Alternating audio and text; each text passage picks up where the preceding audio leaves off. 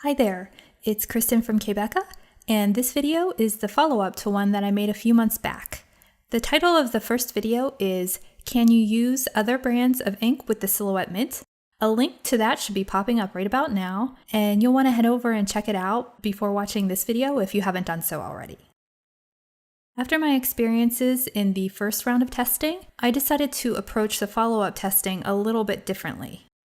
This time around, I made a separate stamp for every ink that I'll be testing, so there won't be any chance of the results being muddied by ink that doesn't completely dry or can't be completely stamped out before moving on to the next ink. I'm looking at you, Ranger Archival ink.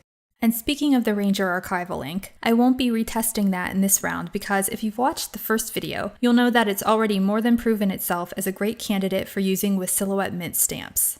My nickname for it is the Energizer Bunny of inks because it just keeps going and going. Okay, so the first ink that I'm going to test today is the Versamark Watermark ink, which is a very popular ink for heat embossing. It's a very thick and sticky ink, so I decided that instead of using a Versamark ink pad for this test, I'm going to use a Versamark re-inker. The reason that I'm doing this is because I've already had a number of not so great results with pigment inks, which are also thicker inks. Pigment inks don't really absorb well with the method that I use, which involves pressing the stamp firmly down onto the stamp pad for a few minutes while the ink absorbs up into the stamp. Using a re-inker is very similar to the method used to apply the Silhouette brand inks for the Mint, and I figure that using the Versamark re-inker will give the ink a better chance to absorb. I'll use the re-inker to thoroughly cover all of the areas of the stamp image, and when I'm finished doing that, I'll allow the ink to sit for 7 to 8 minutes to absorb. This is the same amount of time that I allow for the Silhouette brand Mint inks to absorb when I use them. Alright, the ink's been sitting for about 8 minutes now, so it's time to start stamping. I'm going to stamp off the excess ink onto black cardstock so you can hopefully see better than you would be able to with this ink on white cardstock. As is typical, the stamped images start out very inky and gradually become cleaner. After 10 or so impressions, the stamped image looks pretty clean, so I'm going to stamp it onto a piece of white cardstock. Before I stamp, I'll rub a powder tool over the cardstock to help prevent excess embossing powder from sticking to the surface. Then I'll stamp the image and cover the stamped image with Hero Art's Liquid Platinum embossing powder. As you can see, the cleaner look of the stamped image on the black cardstock was somewhat deceiving because there's obviously still a good amount of excess ink on the stamp. I'll heat emboss this so I won't make a mess with the powder, but this obviously wasn't the result that I was looking for. I'll go back over to the black cardstock and we'll stamp a dozen more impressions to remove the excess ink. And then I'll use the powder tool again on the white cardstock, stamp the image, and cover it with the embossing powder. The stamped image is definitely cleaner than the first time, but there's still a good bit of excess ink for the embossing powder to stick to. So I'll heat emboss the powder again and go back and repeat the whole process, stamping out a dozen additional impressions on the black cardstock before restamping onto the white cardstock. Once I add the embossing powder, you can see that the image is slowly getting cleaner, but there's still some excess ink on the stamp. I'll heat emboss this as I did in the previous tests, and then I'll repeat the whole process again one last time. At this point, I've stamped about 50 impressions, and when I stamp the image for the final time onto the white cardstock, there's still a little bit of excess ink and powder around the image.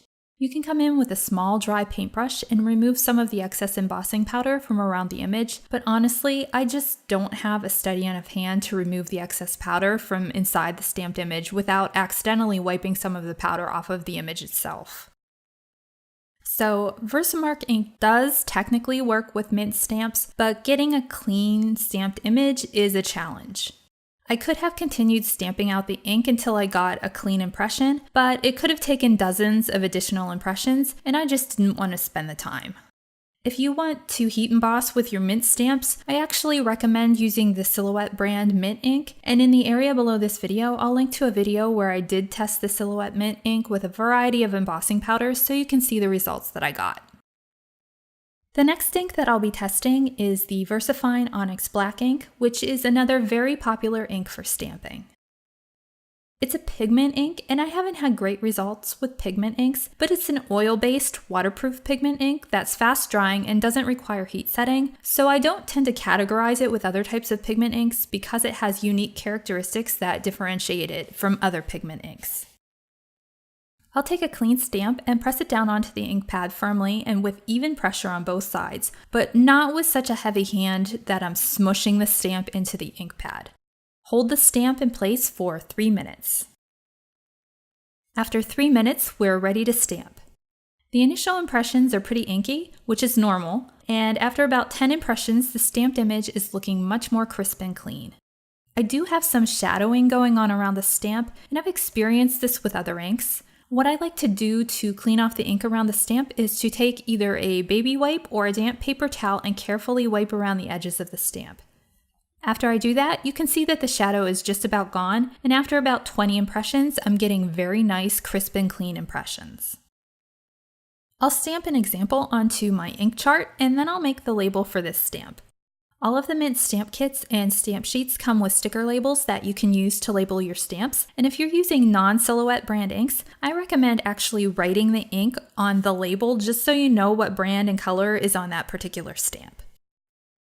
Next, I'll be testing a couple of dye-based ink pads, and first up is the My Favorite Things Premium Dye Ink in Blue Raspberry. I'll use a clean stamp and press that firmly down onto the ink pad for 3 minutes, just like I did with the VersaFine ink earlier. After the 3 minutes is up, I'm ready to start stamping. The first couple of impressions are pretty inky, which is to be expected, and after that the impressions are cleaner, but they're also a lot lighter. The My Favorite Things inks are fast drying, and I think that this may be why the impressions get so light so quickly. But I also chose a pretty light color of ink, so I'm going to test again with a darker ink color. I'll use the same stamp, this time with the My Favorite Things Raspberry ink, and I'll press the stamp firmly down onto the ink pad for 3 minutes. My results with this color aren't too bad at all. There's a bit of a shadow around the stamp, which I could have cleaned off with a baby wipe or a damp paper towel, but the impressions are pretty crisp and clean.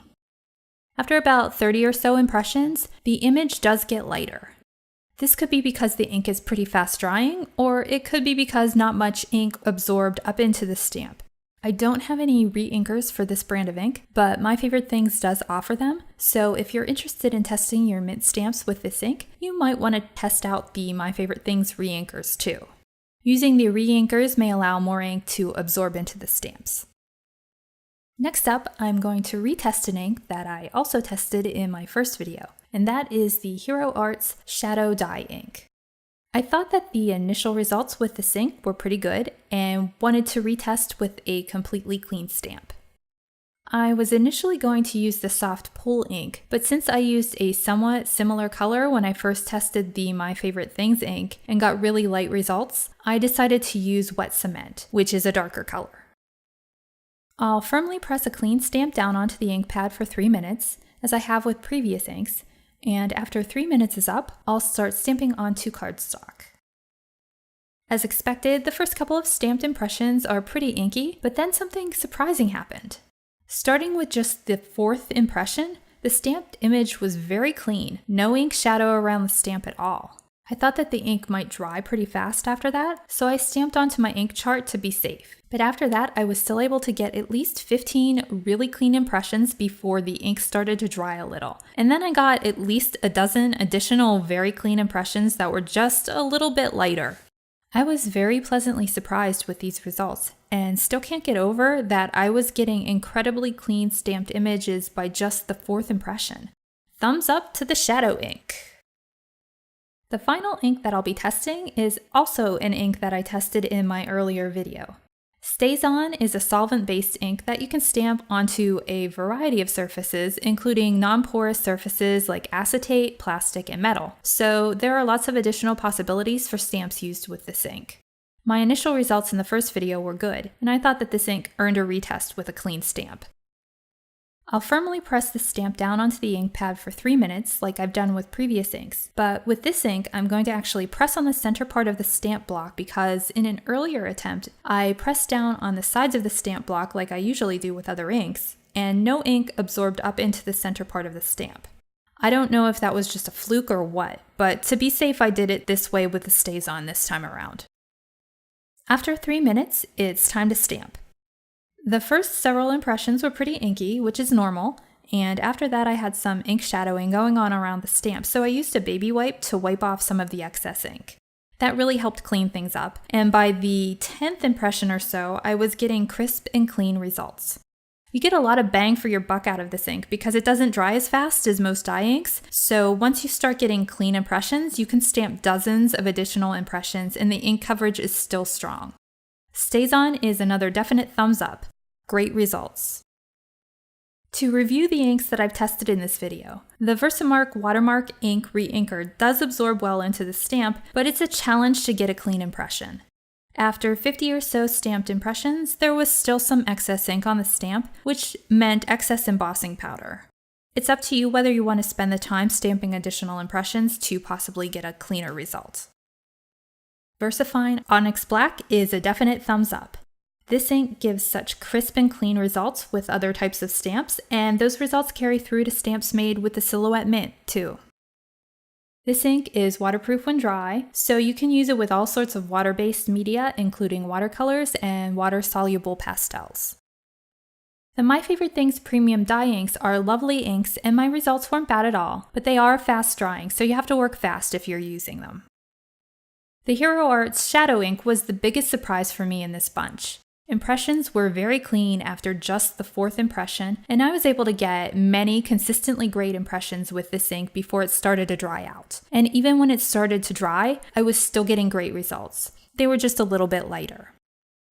Finally, the StazOn solvent ink also gets a big thumbs up. You may need to clean up a little ink shadowing around the stamp using a baby wipe or a damp paper towel, but after that you should get dozens of clean, crisp, and strong impressions. This ink also works on different surfaces in addition to paper and cardstock, so it offers lots of additional possibilities for stamping. After 2 rounds of testing, I can highly recommend 4 non-mint inks to use with the Silhouette Mint stamps. These inks are the Ranger Archival ink, which I tested in my first video, as well as the VersaFine Pigment ink, the Hero Arts Shadow ink, and the StazOn Solvent ink. You can find a full list of supplies used in this video in the description area below, or in the area below this video if you're watching on k.becca.com. I hope that you found this video to be helpful and that it's given you some ideas about how you can use your Silhouette Mint stamps with different inks. If you'd like to see more videos about the Silhouette Mint, please give it a thumbs up and subscribe. Thanks for watching, and I hope you'll tune in again soon.